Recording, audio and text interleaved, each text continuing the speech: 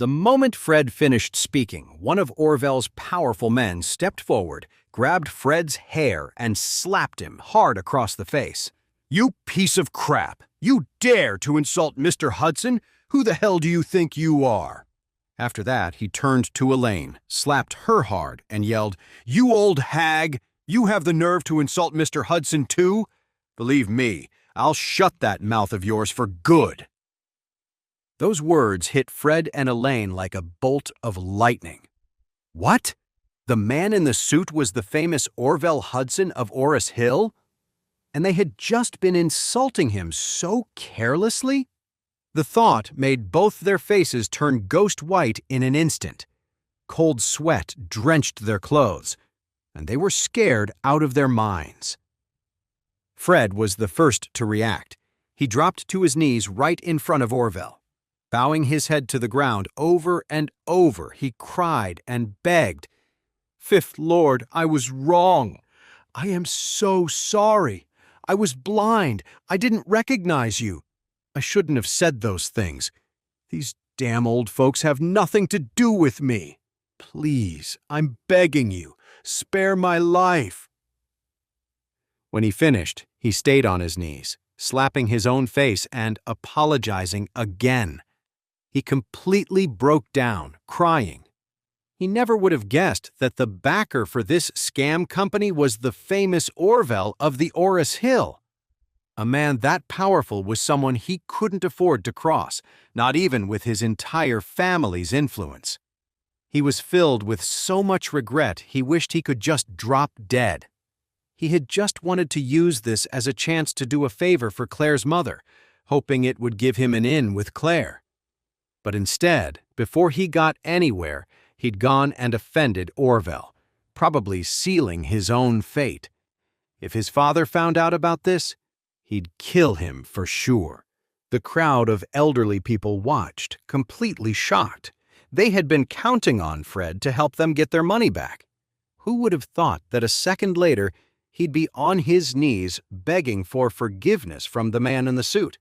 And Elaine, who had been so proud just moments before, now looked completely humiliated after being slapped a few times.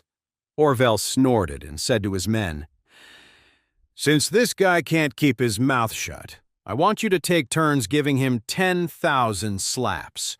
Don't stop until you're done." Fred was terrified at the thought of 10,000 slaps. He was sure they would beat him to death. Just then, one of Orville's men pointed to Elaine, who was sprawled on the ground, and asked, "Fifth Lord, what about her?" Orville glanced at Elaine with disgust and said flatly, 10,000 for her, too." Elaine collapsed to her knees, her entire body shaking violently. She was scared to death. She had provoked Mr. Hudson. How could she possibly survive this? At that, several of his men stood up. Some grabbed Fred, and others grabbed Elaine, getting ready to start. Charlie had been watching the whole scene unfold from the crowd. When he saw his mother-in-law, a part of him didn't want to intervene. She was always so awful, she deserved a lesson. But 10,000 slaps from Orville's men? If that didn't kill her, it would at least leave her permanently injured. How could he explain that to his wife? It would completely devastate her. He knew he had no choice. He had to step in. Just as a large man raised his hand to slap Elaine's face, Charlie rushed forward and grabbed his wrist. Elaine screamed in terror, squeezing her eyes shut as she braced for the slap. But then she realized the sharp sting of the blow never came. When she opened her eyes, she was stunned. Charlie, her useless son-in-law, had stepped in and blocked the man's hand. This just didn't compute. Her mind went blank for a second. Why was Charlie being so bold? Orville hadn't expected anyone to stand up for this awful woman. He asked coldly, "Who are you?" "You looking to die too?" Charlie gave a small smile. "Mr. Hudson, right? Do me a favor. You can beat this man next to me, but my mother-in-law you can't touch."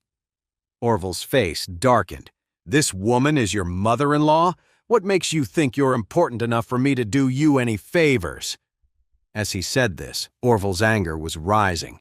He was used to being respected by everyone in Orris Hill, But today he'd faced one insult after another. First, Fred had yelled at him. Then this disgusting woman had been chirping at his side. Now some young kid was jumping in and telling him what to do. He was the great Mr. Hudson. Who did these nobodies think they were, contradicting him like this? His rage boiled over, and he yelled to his men, "Kill this punk who clearly doesn't value his life." Charlie just smiled faintly. "Hang on," he said. "I'll make a call and let the person on the other end talk to you." With that, he pulled out his phone and called Isaac Craven. The call connected immediately, and Isaac's respectful voice came through. "Mr. Wade, what can I do for you?" Charlie asked casually. "There's a man in Oris Hill named Orville. You know him?" Isaac laughed. "Mr. Wade, I know the name. People call him the underground king of Oris Hill, but really, he's just a small-time gangster." After he spoke, Isaac added, "That punk knows I work for the Wade family, so he's always trying to suck up to me. He's hit me up a few times trying to get a meeting, but I've never given him the time of day." "Why, Mr. Wade, do you know him?" Charlie replied casually. "Well, right now, he wants to kill me." On the other end of the line, Isaac exploded. "What? Is he crazy? He has a death wish. How dare he mess with the young master? Where are you? I'll send someone over right now and take care of that piece of trash." Charlie said, "Just call him. You can tell him yourself." After he spoke, he handed the phone to Orville and said, "Here, it's for you." Orville looked skeptical. What was going on here? The kid didn't seem to be bluffing. But could he really have powerful connections? It didn't look like it. His clothes were cheap, probably not even worth $500 altogether. Even his phone looked like a budget model. What kind of backup could this guy possibly have? He was full of doubt, but Orville took the phone anyway and asked cautiously, "Hello? This is Orville Hudson. Who is this? You calling to back up this kid?" Through the phone, Isaac Craven's voice roared, "Orville, have you completely lost your mind? You dare to mess with my master? Believe me when I say this, I will have your entire family of 25 wiped out by tonight, and there won't even be a body left to bury." Orville recognized the voice. It was Isaac Craven, the very man he'd been desperately trying to get in good with. He said he'd messed with his young master? Could he mean this kid standing right in front of him? And the threat about his 25 family members, did that mean Isaac already knew everything about him? Isaac Craven was the face of the Wade family in Oris Hill. The Wade family's power was immense. For them, getting rid of him would be as easy as squashing an ant. The realization hit him like a ton of bricks. He started babbling, desperate to save himself. "Mr. Craven, please, don't be angry. This is all a huge misunderstanding. I and Mr. You shut your mouth," Isaac snarled. "Our young master's identity is a secret. If you so much as breathe a word of this, I'll make sure your family pays the price." Orville started shaking uncontrollably. He stammered, "Mr. Craven, I'm so sorry. I messed up." "I'll take care of this right away." Just a man like Isaac was someone he would grovel before. But the Wade family, the family this Mr. Charlie belonged to, was on a whole other level. They were so powerful he couldn't even comprehend it, a force he could only ever dream of looking up to.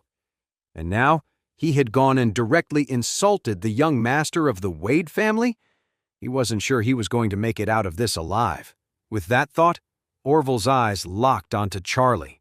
His legs gave out from under him, and he dropped to his knees. Trembling, he said, "Mr. Charlie, I'm sorry. I didn't know she was your mother-in-law. I was confused. I apologize. Please, forgive me." Everyone present was speechless. They watched as Orville actually got on his knees to apologize to Charlie, that loser. Even young Mr. White was nothing more than a beaten dog in front of Orville. But this guy made Orville drop to his knees. Who in the world was he? Orville's crew was just as terrified. Mr. Hudson was the king of the Oris Hill underworld. What kind of guy could possibly make him kneel like that? Charlie didn't actually want Orville dead. After all, the man had threatened his mother-in-law, not him. Besides, if he was being completely honest with himself, watching his mother-in-law get taken down a notch was surprisingly satisfying. So he said to Orville, "I can forgive you this time, but you have to return my mother-in-law's money, with a profit." Orville couldn't believe his luck. He never expected Charlie to actually forgive him. He practically slammed his head on the floor in gratitude and blurted out, "Don't worry, I'll take care of it." With that, he immediately yelled at Harley Fitzpatrick, who was standing nearby. "Hurry up and handle it! Get it done, or I swear I'll break your other leg." Elaine was completely stunned. Was this really her own useless son-in-law? Even the infamous Orville Hudson was on his knees for him? For a moment, Elaine felt like Charlie's whole image had grown larger in her eyes. He seemed powerful and completely unpredictable. Fred, his face still stinging from the slaps, was just as dumbfounded. Isn't Charlie supposed to be a total loser? Why was a guy like Mr. Hudson so afraid of him? Just then, Harley approached, his face pale, clutching a black briefcase. He went up to Elaine and said nervously, "Miss, your initial investment was $1.3 million, and the promised dividend was $200,000. That's a total of $1.5 million. Here is $2 million. The extra $500,000 is our apology. Please accept it." Elaine was floored. When did her useless son-in-law get this kind of power? Her investment was returned, the $200,000 dividend was returned, and they were giving her an extra $500,000 on top of that?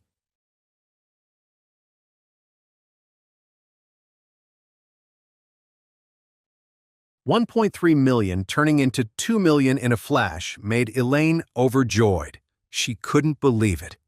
She immediately turned to Harley, her face full of surprise, and asked, "This $2 million, it's really for me?" Harley nodded quickly. "Of course, it's all yours." "Oh, this is amazing." Elaine was thrilled.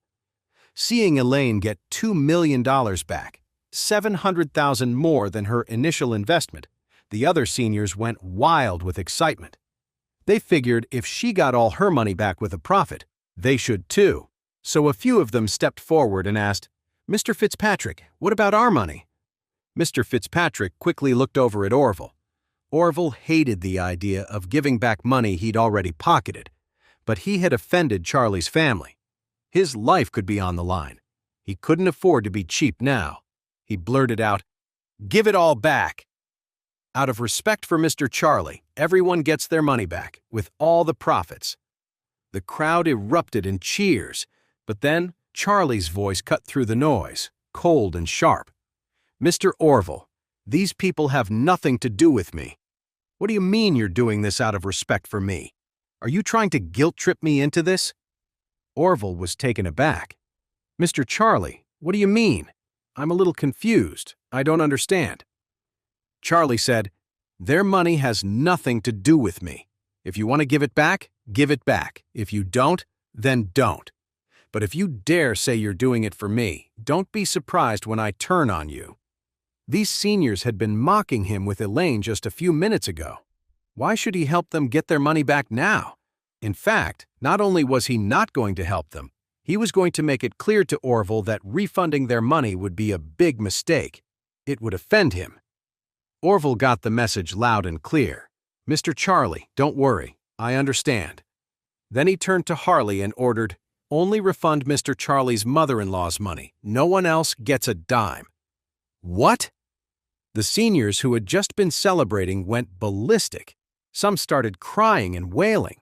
Some of them started begging Charlie for mercy, but he completely ignored them. This bunch of disrespectful old folks had sneered at and insulted him. Now that they saw he had power over Orville, they expected him to help them? Were they kidding? Seeing the seniors completely lose their minds, Orville suddenly shouted, "All of you, shut the hell up! Anyone says one more word to bother Mr. Charlie, and I'll take care of you myself." The group of seniors immediately fell silent, not daring to say another word. Orville then looked at Fred White, who was standing there completely stunned. He asked carefully, "Mr. Charlie, this guy here, is he a friend of yours?" Charlie glanced at Fred. Fred immediately started begging. "Charlie, please, help me. Tell Mr. Hudson we're good friends, please." Charlie snorted coldly and said to Orville, "I don't know this person. You just continue to fulfill your promise. Let him go when you're done with him." Orville understood immediately. He ordered his men, "Damn it, give him some more." "This punk, just looking at him pisses me off." Fred wailed in terror, "Charlie! I was a fool. I was so stupid. I beg you to help me, please. I'm begging you." Charlie looked at him and said coldly, "We're not related. We're not friends. I don't owe you anything. But you mocked me over and over again, and now you're asking me to save you? Get real. Stop dreaming." Fred completely fell apart, crying, "Charlie, I really know I was wrong. Please, just help me."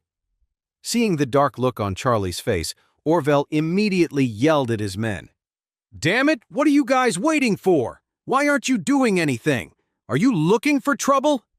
Several of his men snapped to attention. They grabbed Fred by his neck and hair, and the sound of slapping echoed through the room. Fred's mouth was soon full of blood and a few broken teeth, but the beating didn't stop. Every slap was incredibly hard. Orville turned to Charlie with a smile. "Mr. Charlie, are you satisfied with this?" Charlie nodded. "Okay, that's enough. I have to go." Orville quickly handed his business card to Charlie respectfully and said, "Mr. Charlie, this is my contact information. If you need anything in the future, just let me know. I'll be there on call." Charlie grunted, taking the card and putting it in his pocket. Then he turned to his mother-in-law, Elaine. "Mom, it's getting late. Let's go back." Even though Elaine had been slapped a few times, she had made $700,000 in the end. So she was grinning from ear to ear. She was also beaming with pride, seeing how her son-in-law commanded so much respect. Charlie took the money and helped Elaine leave. The other seniors all gathered around Charlie. One of them said with a hopeful tone, "Oh, Charlie, it was your auntie who messed up earlier. We didn't expect you to be so impressive, so young and promising. Yeah, Charlie, you're a real talented guy, a cut above the rest. My son-in-law is nothing compared to you," another added. "Do you think you could help us? Just talk to Harvey and ask him to give us our money back. It's all our hard-earned savings." Charlie frowned and said coldly, "Why should I help you? Weren't you all looking down on me just a little while ago? If you want your money back, go ask your own perfect sons-in-law for help." After saying that, he just walked away. Hearing this, everyone was filled with regret. They could only blame themselves. The chance to get their hard-earned money back was completely gone. Thinking of this, some of them slapped themselves hard across the face. One man collapsed to the ground in despair, wailing, "That was my nest egg! My life savings, it's all gone!" But there was nothing they could do. They could only blame their big mouths and the fact that they didn't have a son-in-law like Charlie. On the way home, Elaine turned to Charlie with a huge, fawning smile. "Charlie, how on earth do you know Orville Hudson? Why was he so polite to you?" Charlie just laughed it off. "Me? How would I know a guy like that? I just made a call to a buddy from school, and he was the one with the connections to get Harley to refund the money." When Elaine heard this, she looked disappointed. She was hoping Charlie had some secret power she didn't know about, but it turned out he just had to ask someone else for help. A lot of the excitement she felt vanished in an instant. But still, she got her money back and even made an extra $700,000, which made her feel a little better about Charlie. She leaned in and said to him, "Charlie, you have to keep what happened today a secret for your mom. Don't tell anyone, okay? A woman my age still has her pride, you know." Charlie smiled, a little helpless, but he had no choice but to agree. I know, Mom. After dealing with his mother-in-law's drama, she took the cash and happily went to the bank to make a deposit. Charlie went straight home. When he walked in, he saw his wife Claire's shoes by the door and knew she was back, so he headed to the bedroom.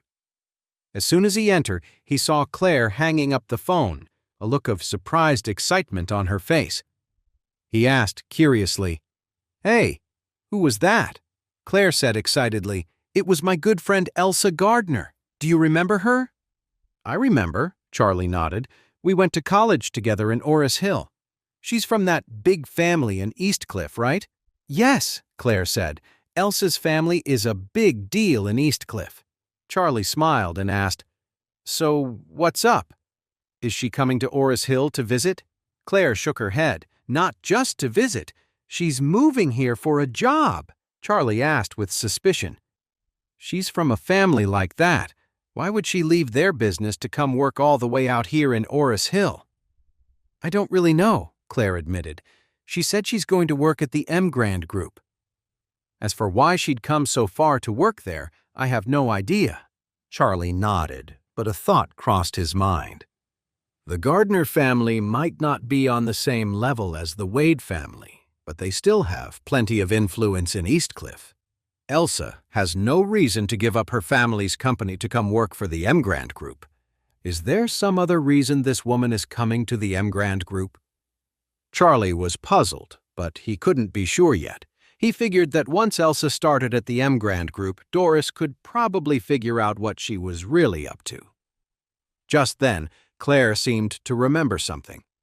She patted her forehead and said, "Oh, by the way, Charlie, I have a meeting with someone from the Grand Group tomorrow that I can't get out of.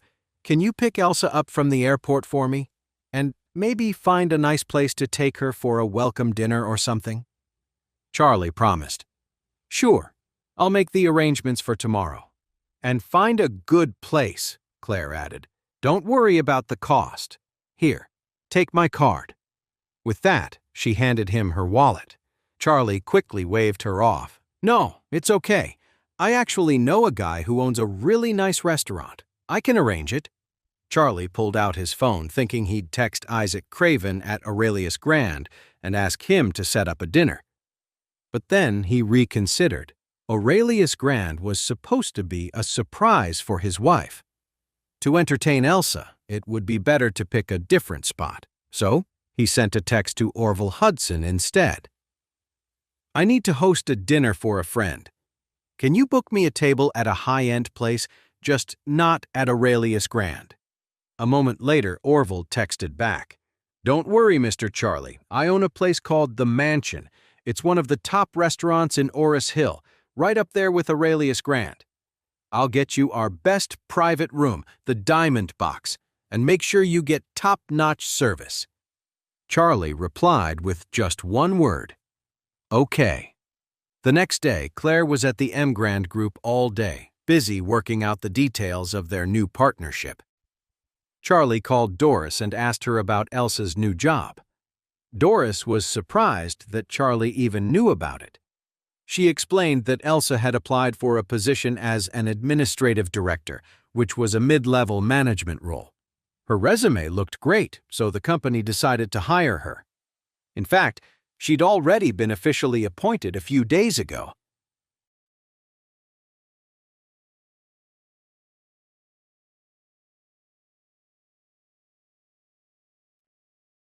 This is only 5% of the story. Full story on Pocket FM app. Click on the link in description, install the app, and get 10 episodes free instantly.